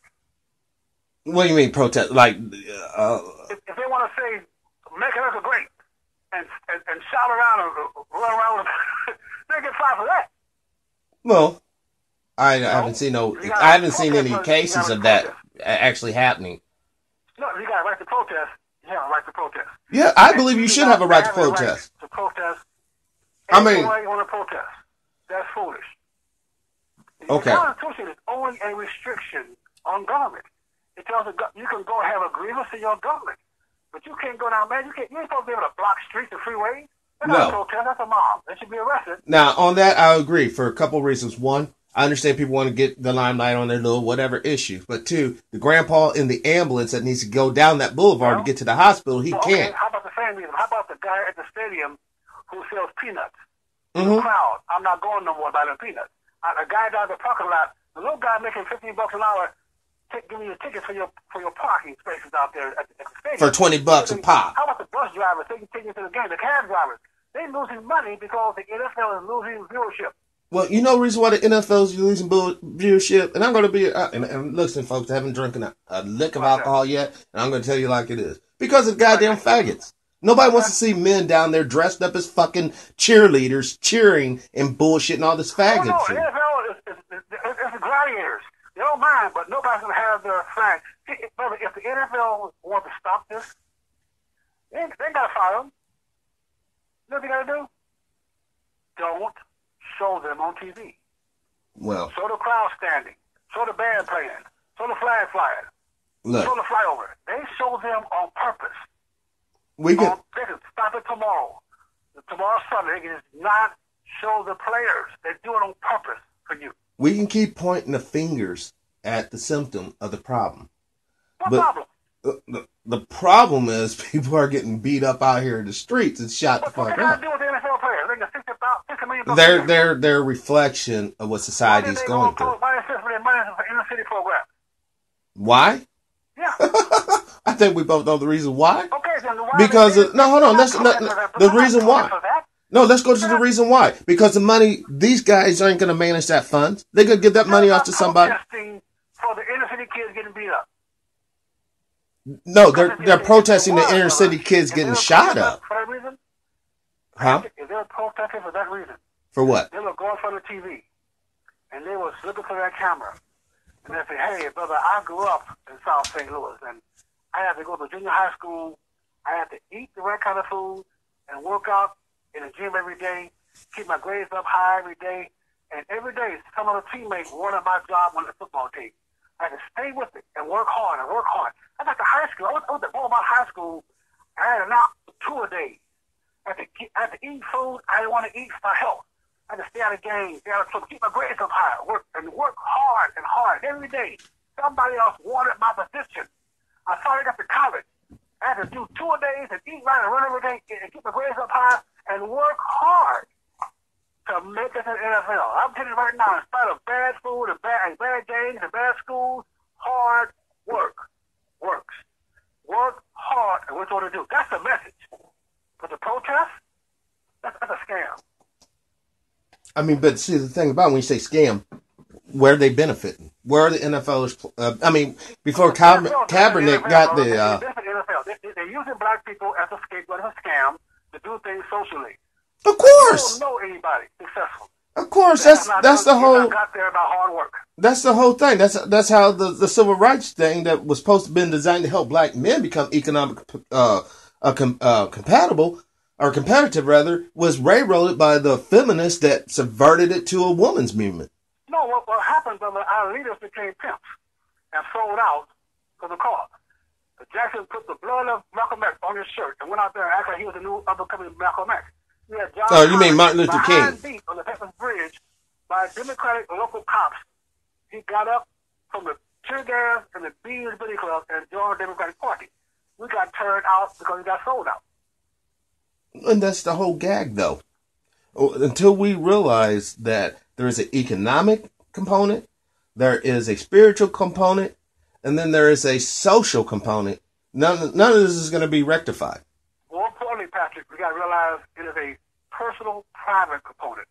Your behind can get up today and go out and do stuff to make you and your family better in spite of everybody out here not wanting it. It doesn't matter what Jackson thinks, the Farrakhan thinks, or Trump thinks, it doesn't matter. He's the racist guy in the world. You have opportunity to look around you. You got people all around you can point to who made it, did things their own way. I'm telling you, hard work works. In spite, look, black folks, nobody like rap.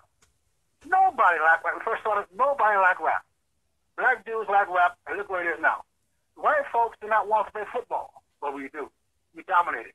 We dominate basketball. We dominate sports in general. Singing, dancing, track and field, pimping and selling dope. We dominate it because we think we can do it. If black men thought they could go into business, they thought they could be married 30 years. If they thought that they could stay out of jail and open up their own little shop, they thought that we would dominate it. But our leaders are pimping us for the vote. And they're getting rich. The liberals control every ghetto in America. There's not a conservative ghetto in this country. They control the school board. They control the city council. They control every dollar comes to that city. And your behind is broke as the Ten Commandments following these fools. And they're rich. Every program has somebody has to administer it. Their buddies. Somebody has to be employed. Their buddies. And they get employed, you get broke. And that's the problem. We think that we have to have leaders. Every black man better be their own leader. Like every white man better be their own leader. Yeah. They control your country back. And your homes. I mean, on that note, that was a good one. There are no conservative ghettos, or no conservatives running ghettos out there. But there sure is a sense of sorrow, despair, and anger and frustration that has been simmering, in the pot for quite a while. And, the hopes of this show and others is to bring reconciliation so we can move forward. Without that, then we're basically just going to have the flip-flop scenario over and over, over and over, over and over until Jesus returns. All right. It doesn't matter what you do to me. What matters is what I do for me. I'm going to be free. And there you go.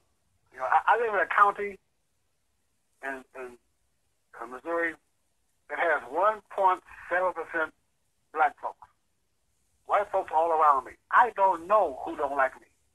I don't know. Nor should you really care. I mean, at this point, either you realize that people are going to be evil, be wicked, be whatever, and do what you got to do. I have my granddaughter sometimes. We go to the store together. And they will say, Grandpa, they treat you differently when you walk in the store. They look up, they stand up. I say, yeah, baby, but it could be racist. Or it could be that every time they got robbed, somebody look like me. It could be that. Well, not with 1.7% population, it ain't. Yeah, but they don't get robbed often either. And it could be other expensive hair. Cops may look at me differently, but I'm not going to try to assume why. When I walk into a store, I'm not going to try to assume that you are racist or not. I bet your racist behind still want my money. Now, occasionally now, you're right, brother. I see places that I go to, restaurants that want to serve me, and I don't know if it's racism, or maybe somebody look at me and skip on the check and ask me 4 times. I don't know. I don't care. I don't care. When I go to the bank, I'm Mr. Yeah. When I go on a plane, it's first class. I don't care if the student is racist. I don't care. I'm grown. And that's what ultimately has, and when we get to the point, collectively, socially, to where this racist behavior is utterly eradicated, or at least put away to... How can you eradicate racism, man? How have we ever had in our history no racism? Well, in our history, none. Not in the history of the United States. No racism. The only way you can really solve racism is through education. Oh, no. I think maybe through sex. Have sex together and make one race. Well, that's it. I mean, that's funny. That's very funny. No, but it's also very true. But guess what? There's still not lucky because of your height, your weight, your gender, the job you have. They're going to salary, your religion. Yeah, but those won't be racial reasons. Yeah, but it's just as harmful. Your accent, you're a northerner, you're a southerner, you're East Coast, I'm West Coast. They're going to find a reason to fight. So, ignore it. Well, ignore it only until, the boys in the sheets show up. Even then, ignore it. Because, brother, going through life, they're not going to like you for 1,000 reasons. Right. But you can't spread out the reasons. But what we can do, though, we can make it a criminal offense. Because racism is just as bad as terrorism when you break it down. A criminal offense for not liking me. No. I'm talking about harming. A pack of people, a pack of savages goes out, beat up a black man. A criminal offense to harm me. Right. But it's not being prosecuted correctly. You'll have cops roll up on you. The first thing they say, if it's a black person involved with a white person altercation, this isn't a hate crime. If you want to come on my yard and burn a cross, there's going to be violence. If you want to call me a name as I drive by, I'm not going to have a law against you doing that. Well, yeah. You got freedom of speech. I ain't talking about that. Yeah, people can insult you. If I saw you coming down the street and you're dressed as a clown, I'm like, hey, look, you damn clown. Well, maybe. I'm married to them too. You got to make But I was at Walmart one day, come out of Walmart, and at the end of the aisle I was parked, there was an old dude arguing with a young dude. As I got closer, the old dude was obviously a European, deep European accent. And the young dude was a good old boy. He had a little Volkswagen full of Confederate bumper stickers and Confederate flags, two big old Confederate flags on his Volkswagen. In the car. And the white dude was arguing about that racial stuff. He said that filled the Nazis, and by the time they came, and he's arguing about why he should take this doggone stuff off his car. And the white Europeans saw me. He said, yeah, what do you think about this stuff trying to pump me into his flag? I said, brother, welcome to America, man. This dude has a right to not be the kind of American you want him to be. He has a right to be a racist. He has a right to be powerless race. He has a right to be a pro-Confederate. He has a right to be that. Mm-hmm. And both of them were stunned. And the dude said, yeah, the Civil War was just for our heritage. I said, brother, I don't know what the Civil War was about. I'm just glad you lost it. And got my car and left. And that, just like that dude has the right for those Confederate flags, the football players have the right to kneel. No, they don't have the right to kneel at the job, brother. I don't get it. I get it. They have the right, just like the boss has the right to fire them. Pat, I own a business. You do not have a right to disrupt my business. Well, okay. So then, therefore, you have the right to fire, right? And then yes. the football player has the right to unemployment. But none of that's happening. So therefore, but they're not being fired because the owners. You saw that fool from Dallas kneel down with them. They support that. I told you why. They want an international league. So if the owners are in support and the football players are in support, I don't see what the issue is. Look, there's an issue not between them. There's an issue with me, the customer. That's all. It's an issue with me. I don't like it, therefore I ain't gonna look at it no more. I don't. It's like going to a store you don't like. I don't go to certain stores anymore. I don't like them. I ain't gonna make it a law. They gotta serve me, but I'm never going there. I don't go in stores that say no guns allowed. I'm telling you, I walk away. All right, no guns allowed. Ain't for me. Right. I got a gun on me.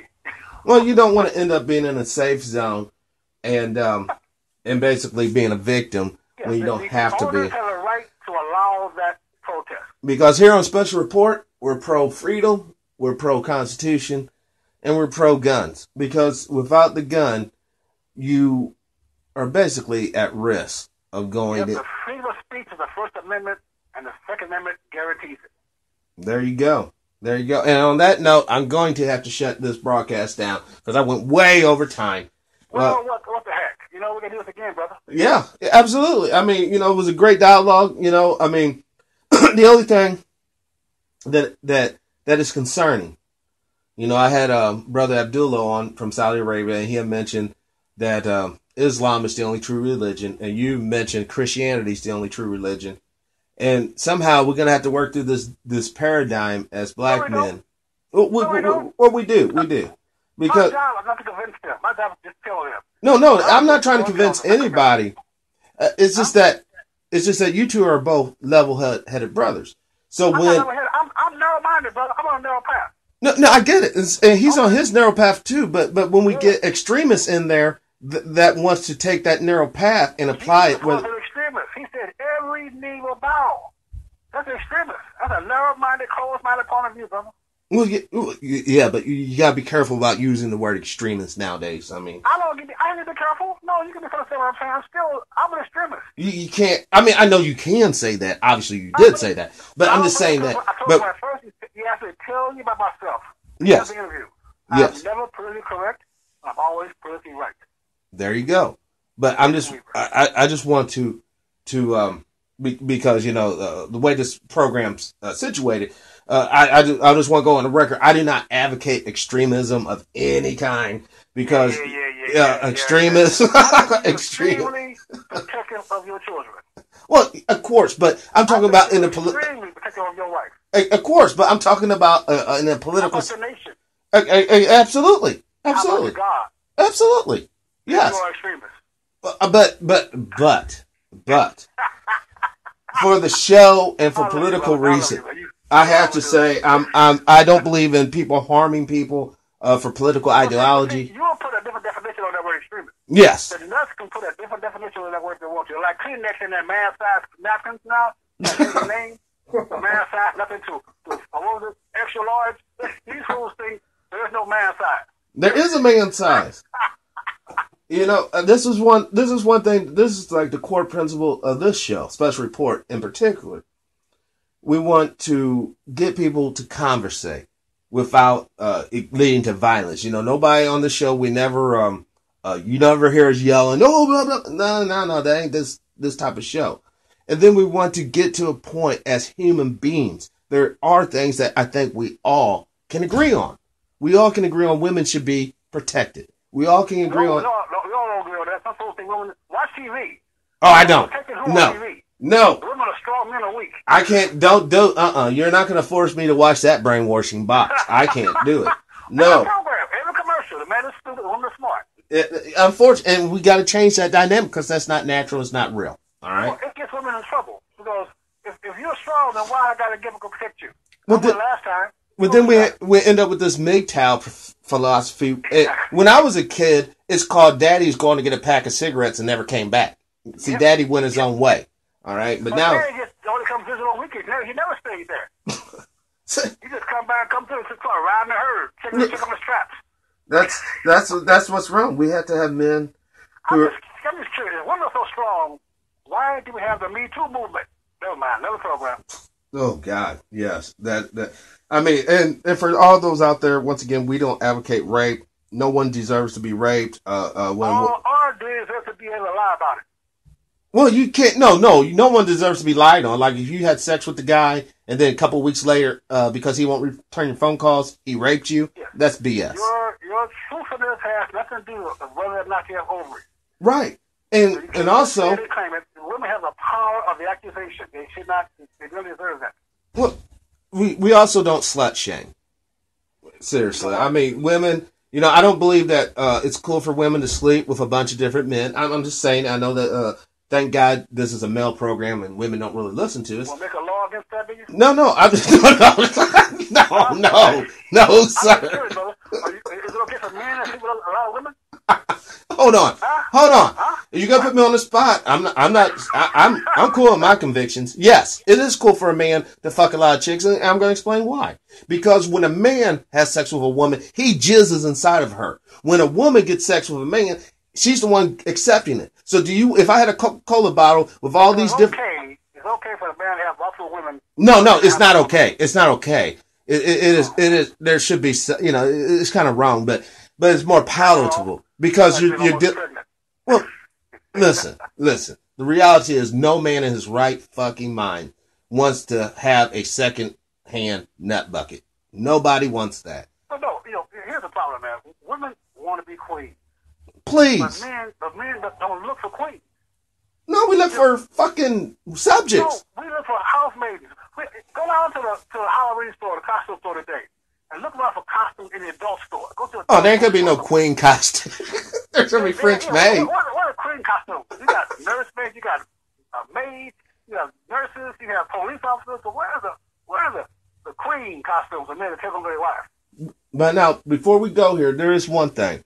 I'm sure you saw that piece of shit movie, Black Panther. Do you have any, or if you have seen, I don't know if you have. What's that? That Marvel's Black Panther.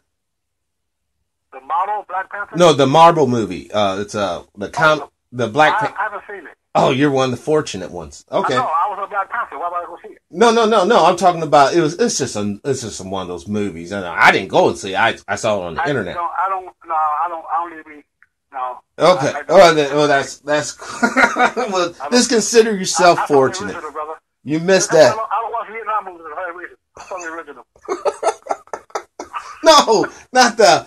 I'm talking about. It's not political. Black. It's well, obviously it's Wakanda, and all this. Any work that you have to have an imaginary country. And I see these young brothers and sisters running around here throwing the Wakanda sign. It just breaks my heart. Because it's like instead of being proud of something we have, because I know America has problems. The United States has problems, but we can fix these problems. As a matter of fact, they will attack you if you try to become an individual. They want power in the group. It's called a plantation. They keep saying, yes, I'll be back to the community. Well, the plantation was a community. House slaves, field slaves, cotton cleaning slaves. They had a group. Bed wenches, coons. But what if the individual? They don't want the individual. Especially that black man. They don't want to be an individual. They want him to be part of their community. Right. If you do that, they're going to attack you. Well, I've been relatively cool so far. Very well received. And that's because for a couple of reasons. One, I'm not extreme on either, and I'm open to conversation. I'm closed. I'm closed. my mouth anymore. I'm done. So what, you built a wall around yourself, did you? Yeah, I got a wall, bro. I got a wall around my home. I got a wall, man. Guess what? And so do heaven. It has walls, and everybody don't get in.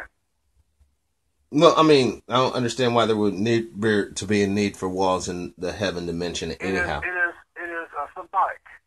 There's no need for anything to be in heaven. There's Right. no need for the rivers of gold. No need for the throne. Right. Symbolic. But when you look at it from an earthly perspective, though, then you see where the need comes in. Because who needs gold? Who needs food? Who needs walls for protection? Especially in them days. It's symbolic. But you need to have the living waters is from Christ. And you need that to be in existence. We're part of the body. We're not separate from the body. We're not invincible. We're not eternal. God is. We're part of the body of Christ, and we'll be eternal. Well, give the transhumanists a few more years. You know who? The transhumanists? People... Just give them a few more years. You know what? Actually, we are the transhumanists. Think about it. We go to a physical state above human. Spiritual. Yeah. Spiritual. You know, and also the idea of separation of church and state. It's called the rapture. Look for it.